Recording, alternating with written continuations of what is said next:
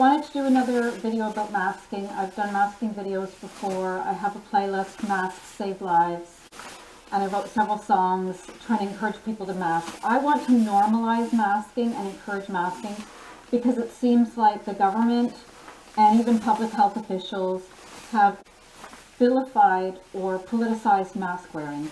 Even Rochelle Walensky, the leader of the CDC, who since resigned, replaced with Mandy Cohen, who was much better, but anyway. Even she's called masks the scarlet letter of the pandemic. Well, I think that's ridiculous. Why would you make masks the enemy? They save lives. That's the bottom line. So you don't have to wear a full face respirator like this, but I've done other videos and people wanted to see me in the full face respirator, and I guess they think that it's kind of an ASMR thing to hear someone talking in it. It's muffled. This is very heavy and uncomfortable, but obviously if it's needed, you wear it, right? So if you didn't already know, I've said it before in other videos, if you haven't heard, COVID-19, SARS-CoV-2 is a level 3 biohazard. Just to put that in perspective, HIV, the virus that causes AIDS, is a level 2 biohazard. The reason that COVID is even more dangerous is because it's airborne. With HIV, it has to get in your bloodstream, so it's not as contagious. So COVID is a level 3 biohazard, and yet no one seems to worry about it. They think it's just a cold, no one takes it seriously, and now no one's even masking anymore. So in a lab, to deal with a level 3 biohazard, you would have to be completely covered, N95 mask, hazmat suit, gloves, completely covered. And yet, there are children in classrooms, there are people at work, everyone's breathing in contaminated air. COVID is airborne, it isn't over, it's still out there, and yet nobody seems to be worrying. So I want to do another video about masking because it's very important. And most people are anti-maskers now. Nobody's worrying, nobody's masking anymore. Now, back in 2020, they might have masked in the beginning. A lot of people were cautious in the beginning, and plus there were mask mandates. You had to wear a mask. Well, once the mandates were dropped, everyone got the message, oh, we don't have to wear them anymore. In 2021, not as many people were wearing them. 2022, it was even worse. And then Biden declares the pandemic over. So this is the ironic thing. His predecessor, who was anti-science and ignorant, told people that COVID was a hoax or that it was mild, told people to drink bleach. So he was like the ignorant anti-science party. Well, Biden was supposed to be pro-science, and he wanted to take credit for ending the pandemic. So when the pandemic didn't end, he just thought, oh, well, let's just pretend that it ended and take credit for it. So then the World Health Organization declared COVID was no longer a public health emergency of international concern May of 2023. So everyone really got the message. If they weren't already complacent and reckless, they sure weren't worrying now. So now they could just run amok and do everything. The thing is, COVID never went away. In fact, it got worse. The virus continues to evolve and adapt and create new variants. And here's the thing. Okay, so the Republican Party under, the ignorant Cheeto, they believe, oh, COVID, they thought it was a hoax. They thought, oh, it's just a cold. They weren't worrying about it. They weren't worrying about science. They're taking horse dewormer. They're drinking bleach, whatever they're doing. So they don't have a clue. Now with Biden, he was following the science to a point, but he started to think that the vaccines were a cure. And this is the problem. The vaxxed and relaxed, I call them left, they seem to believe that vaccines are a cure. So if you've been vaccinated, oh, well, don't have to worry anymore. Well, vaccines do reduce the severity of illness and reduce your chances of hospitalization, but they don't prevent transmission. They don't prevent you from infecting someone else, and they don't prevent long COVID. Long COVID is so rampant now that some studies say as many as half of the people infected with COVID will develop long COVID. Other studies say maybe it's 1 in 3, 1 in 5, 1 in 10. Well, why are there such different results in different places and different studies? The problem is that long COVID is self-reported. So unless the person recognizes in themselves, okay, I had COVID and now I have these new onset or worsening health issues, and puts 2 and 2 together and tells the doctor, and the doctor agrees with them, and then they're diagnosed with long COVID. But for a lot of people that have COVID and then have health issues, they are not connecting the dots. They don't want to admit it has anything to do with COVID. In fact, I won't name names, but I know an entire family that all had COVID, all had different symptoms. Some maybe had a fever, some maybe had a runny nose, cough, whatever.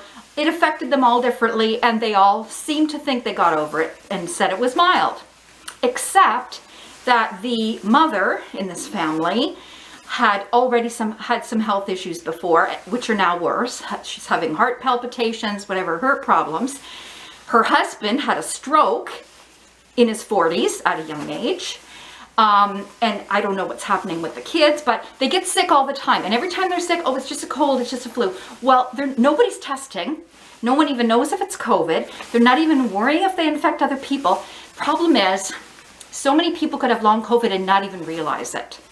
It's been estimated that 400 million people likely have long COVID since 2020. 400 million. So, and again, that's probably an underestimate, because a lot of people, it's self-reported, and they're not going to recognize it in themselves. And even if they do, a lot of times the doctors won't even diagnose them.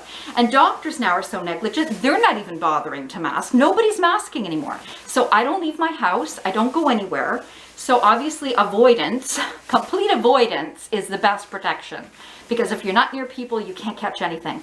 I have never had COVID, and I haven't had anything in the last 5 years. I haven't had a cold, anything, because I'm not around other people, I'm not around their germs. Now, most people, I mean, I'm fortunate I'm able to stay home. Most people would not be able or willing to do that. So then the next best option is to limit your exposure. Don't go to large events. I mean, don't attend that concert with thousands of people. If you do have to go somewhere around people, make sure that you're masked. An N95 mask. So some people don't seem to understand that not all masks are created equal. So there was some bogus study by some American think tank that's, run by economists, not even doctors. And they tried to say that masks weren't effective. Oh, we did a study and, masks aren't effective. Well, yes, they are effective if you have the right mask and you're wearing it properly and consistently. But of course, what they did is they had people in surgical masks, which have gaps on the side and let air in. Surgical masks don't cut it. They're better than nothing, but not by much. And also people that sometimes they wore masks, sometimes they didn't. Well, of course, if sometimes you don't wear it, you're not protected. So that's not a true, it's like, okay, I'm going to go skydiving, and one day I'm going to wear a parachute and the next day I'm not. Oh, look, parachutes don't work because I didn't wear one and I died. Well, you have to wear them for them to work. Now, the problem is a lot of people hate masks because they remind them that we're in a pandemic and they want to pretend that we're not. But we are. And the problem is the health effects may not show for a long time. Okay, and now there's yet another reason to wear masks. So, what are N95 masks? Particulate respirators. They filter out particles. Now, N95 masks are approved by the NIOSH, the National Institute of Occupational Safety and Health. There are also KN95 masks, and I didn't used to know the difference, N95 or KN95. KN95 are like N95 masks, but they're made in China, and they're approved by whatever China's regulation board is. So they're not approved by the NIOSH, so that's the distinction.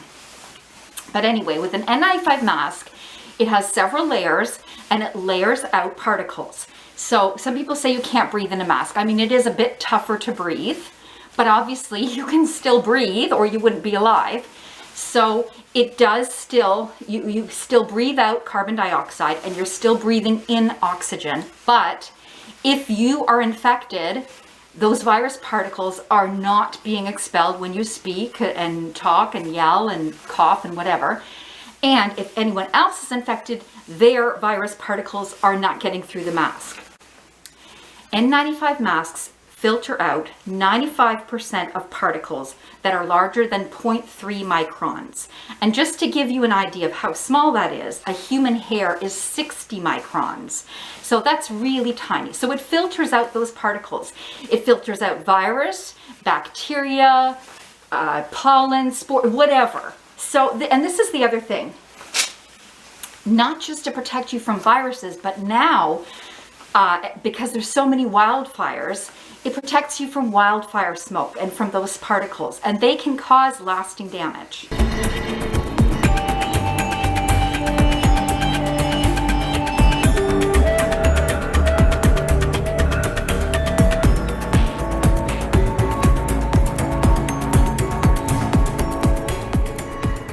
Now, with so many wildfires in California, not only are you in danger from the fire and the smoke, but the air quality is very poor for a long time afterwards. And I don't know if everyone's being instructed to wear masks. When I see news footage, I see that some people are wearing N95 masks or surgical masks. Some people aren't masking at all. And sometimes you'll see a newscaster wearing a mask, and I think, good for them. Okay, that's great. That's leadership. Show people you need to be masked. You're protecting yourself. Tell others to protect themselves. But then you see others that they're not even masking, and they're right in front of a wild. You can see the flames and the smoke billowing around them. What message is this sending? It's not safe. You're breathing in those particles, and it can do lasting damage. They're more worried about how they look on camera than their own lives. What's so frustrating is everyone wants to believe the pandemic's over.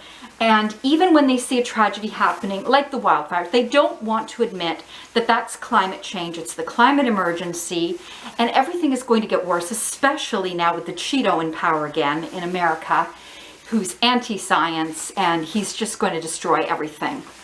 Only fossils like fossil fuels, and he's pro-fossil fuels. Because he doesn't care. He's only going to live a few more years. What does he care if he burns the world down? Problem is, as climate change continues to get worse, because every year is the hottest year on record. The last several years have been the hottest years ever, and every year it gets that much worse. Well, when you have that much heat and you don't get rain, you have a drought, and then it's so easy for a wildfire to start, and they can get out of control. And the reason the one in California was so bad was the wind, because you have all this dry timber, and then you have all this fire and the wind carrying it, and it just spreads like wildfire. That's why they have that saying. So the air quality is terrible. So no one should be breathing that air. Now, what's so frustrating is trying to get people to understand that there are long-term risks that you also have to worry about. Everyone's so worried about the moment and what's expedient. Oh, well, right now, I want to pretend COVID's over because I want to go to this concert and I want to do this. And they're not worrying that being exposed to a virus that causes multi-system damage can affect the rest of your life. You can wind up with long COVID. You can wind up with health issues 10, 20 years down the road. And it's like with smoke. So smoke inhalation, breathing in those particles, that can damage your respiratory system, can cause cardiovascular damage. It reminds me of COVID. A lot of the damages are the same. Why would you let deadly particles into your lungs? It doesn't make any sense. Now, there's a saying, 1 death is a tragedy, 1,000,000 deaths is a statistic. It seems like people ignore COVID, even though there have been so many deaths and so much illness, and yet they're just able to sweep it under the carpet because they think it's not going to happen to them. Now, 9/11 was a tragedy that everyone recognizes. Yes, it was tragic, and 3,000 people, almost 3,000 people were killed.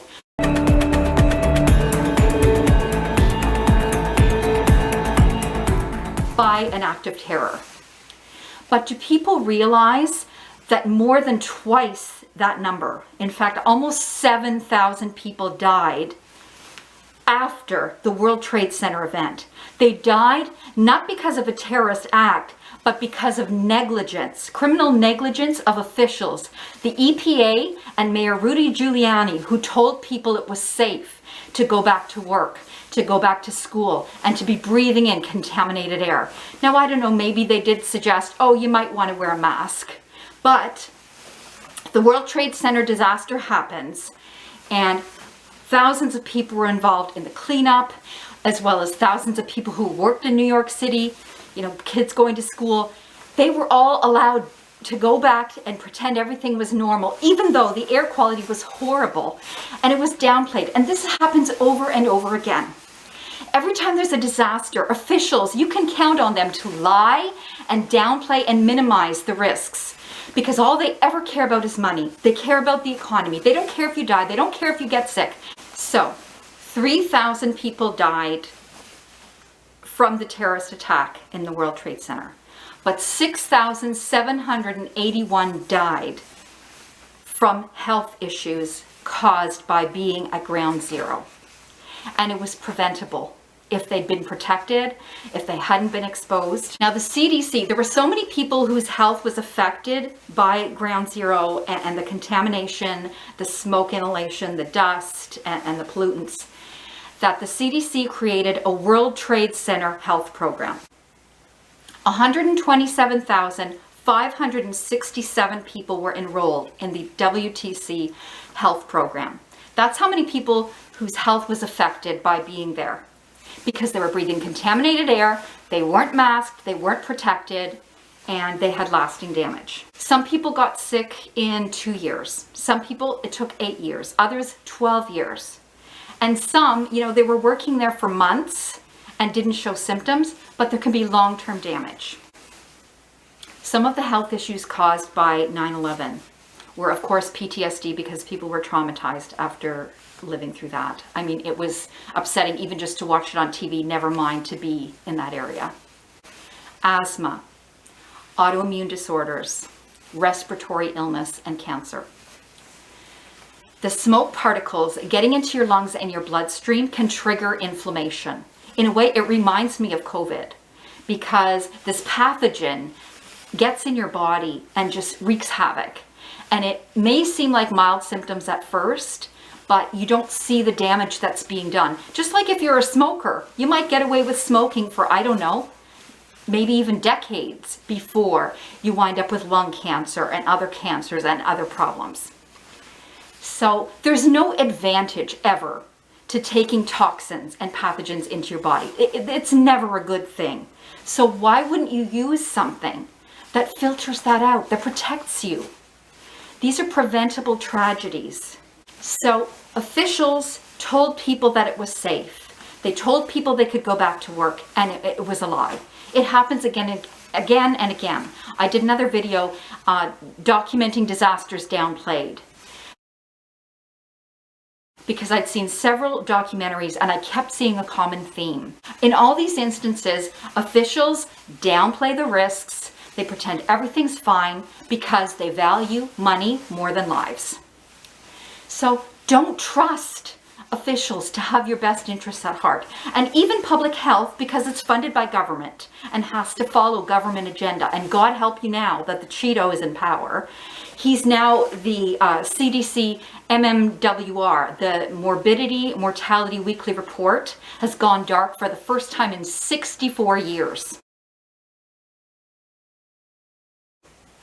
Because he doesn't want there to be any data. He doesn't want any health. Oh no, because his insane brainworm, RFK Jr, is taking over as health secretary.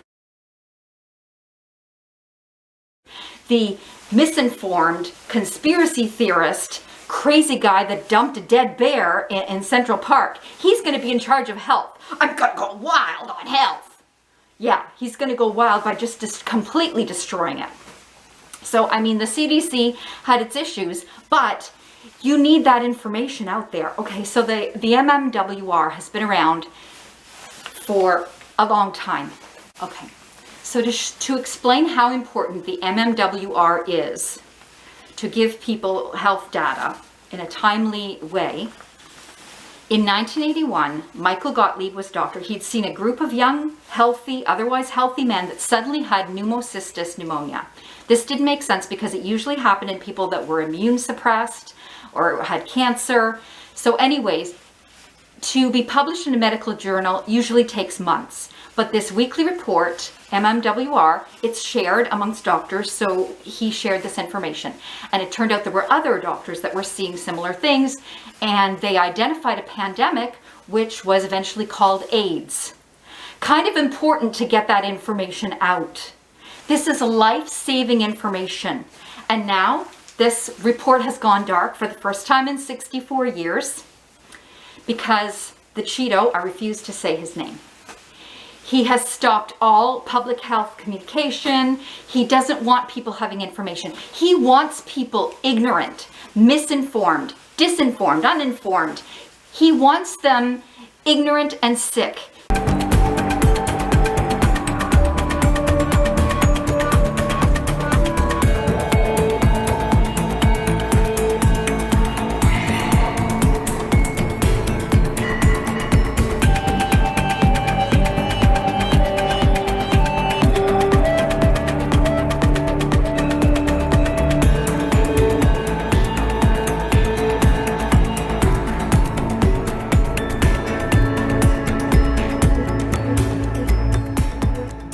He doesn't care if they die. He wants to be in control. He wants to control the narrative. He's anti-science. He has denied climate change.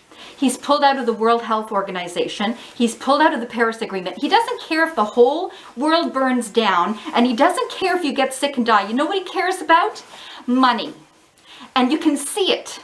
I mean, Biden warned about oligarchies, and look who was at the front seat at his inauguration, but Jeff Bezos and Mark Zuckerberg, and of course Elon Musk is his right-hand man, because that's who he cares about, billionaires. Doesn't care about you.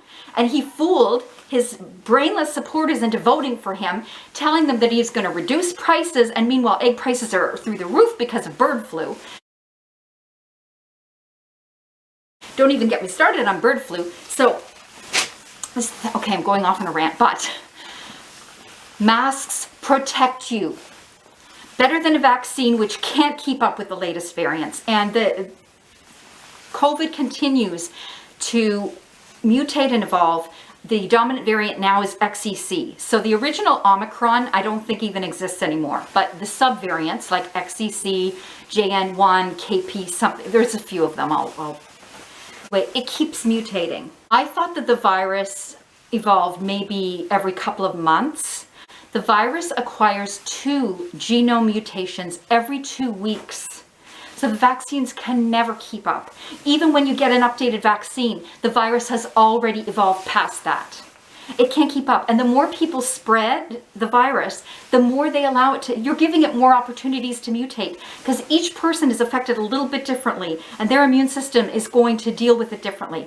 The virus, unlike people who have lost their survival instincts, the virus has not. The virus is learning how to adapt, how to infect more hosts. And next we come to bird flu. Avian flu H5N1. Well, initially it could only transfer from birds to birds, then from birds to mammals. Now it's gone from mammals to mammals. Now, somebody has died of it. Of course, they were infected by a bird, but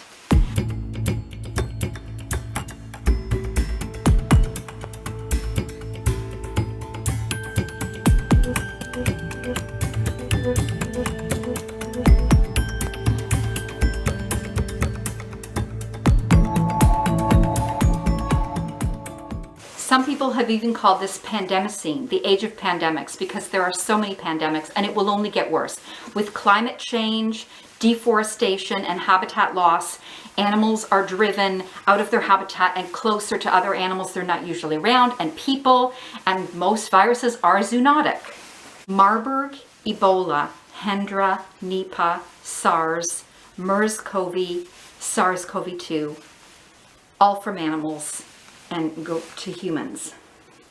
A lot of viruses come from bats. Bats have a stronger immune system. They are able to raise their body temperature. They're in flight, so they burn up a lot of energy. So obviously, don't be around wild birds if you don't want to get bird flu. Now, some people, if you don't have a choice, obviously mask. This is the thing. A lot of viruses are airborne. Why wouldn't you protect yourself in every way you can? So, you know, protect your eyes, protect your face, don't breathe in. I think with bird flu, you get it from dust, from feathers, from saliva, spreads through animal feces, saliva, and mucus.